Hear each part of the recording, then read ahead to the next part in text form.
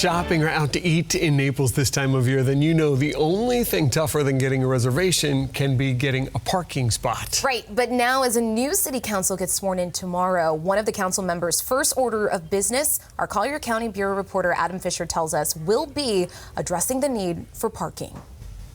This is a common sight in downtown Naples. Rows of cars lined up on almost every street and few parking spots to be found. When the new city council takes office this week, it plans to look at ways that it can free up more parking spaces, and the people down here say it's about time.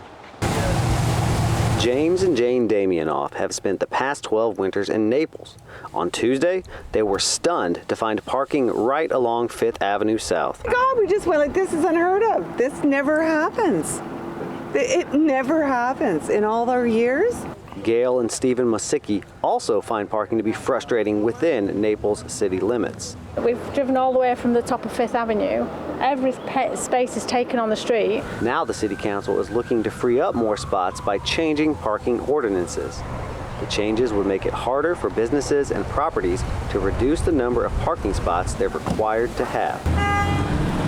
They can do that now through what's called a parking needs analysis study.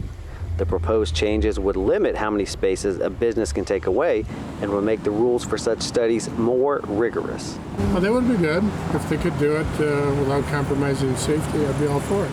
The people we talked to said new parking rules are especially needed as more and more people seem to be coming to town. This is as bad as 3 years ago, pre-COVID. Maybe the year before was as bad, but this year's crackers. It's, nowhere to park.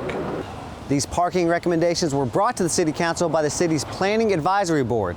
I reached out to that advisory board for comment, but I did not hear back. In Naples, Adam Fisher, Fox 4.